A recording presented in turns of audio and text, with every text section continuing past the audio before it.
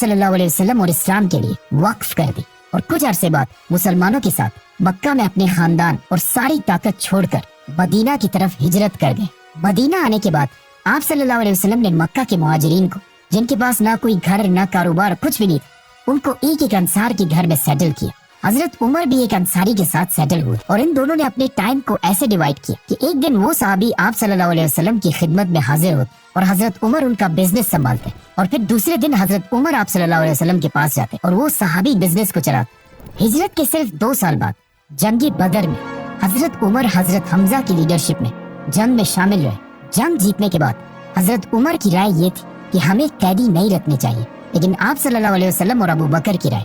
اس کی اپوزٹ تھی، جس کے بعد قرآن کی ایک آیت نازل ہوئی جس میں کلیئرلی حضرت عمر کی رائے کو پریفر کیا گیا۔ اس ڈیسیجن اور باقی کچھ ڈیسیجنز کی وجہ سے حضرت عمر کا نام الفاروق رکھا گیا، which means حق کو پہچاننے والا،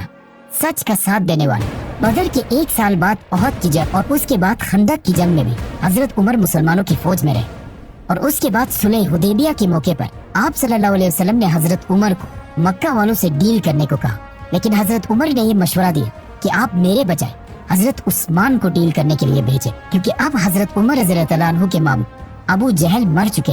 اور ان کے بعد مکہ کا نیا پاورفل سردار ابو سفیان جو حضرت عثمان کی قبیلے والا تھا۔ مکہ والوں نے مسلمانوں کے سامنے ایک ایسی ڈیل رکھی جسے دیکھ کر لگ رہا تھا کہ مسلمان اسے سائن کر کے بہت بڑی غلطی کریں گے، لیکن آپ صلی اللہ علیہ وسلم نے صحابہ کی رائے کو چھوڑ کر اس ڈیل پر مہر لگا لی، جس پر کچھ صحابہ بہت ہی کنفیوز اور ناراض ہوئے، جن میں سے ایک حضرت عمر رضی اللہ عنہ بھی تھے۔ وہ سیدھا آپ صلی اللہ علیہ وسلم کے پاس گئے اور ان سے پوچھا کہ کیا آپ سچی نبی نہیں ہیں؟ تو آپ صلی اللہ علیہ وسلم نے کہا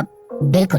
تو حضرت عمر نے کہا کہ کیا ہمارے دشمن کافر نہیں ہیں؟ تو آپ صلی اللہ علیہ وسلم نے کہا بالکل۔ جس پر حضرت عمر نے کہا تو پھر کیوں ہم ان کی ہر بات مان رہے ہیں، کیوں ہم ان کے سامنے کمزور بن رہے ہیں؟ جس پر آپ صلی اللہ علیہ وسلم نے کہا کہ میں اللہ کا رسول ہوں اور میں اللہ کے حکم کے خلاف کوئی کام نہیں کرتا۔ اس سے حضرت عمر خاموش ہو گئے، جس کے بعد آئندہ آنے والے کچھ سالوں میں جب انہوں نے دیکھا کہ بہت سارے لوگ صلح حدیبیہ کی وجہ سے اسلام کی طرف آنے لگے، تو انہیں آپ صلی اللہ علیہ وسلم کے فیصلے کی سمجھ آئی اور پھر ہمیشہ اپنے ان باتوں کی وجہ سے اللہ سے معافی مانگتے رہے۔ صلح حدیبیہ کے بعد اسلام اتنے تیزی سے پھیلنے لگا کہ حضرت عمر رضی اللہ عنہ کے کزن خالد بن ولید نے بھی اسلام قبول کر لیا۔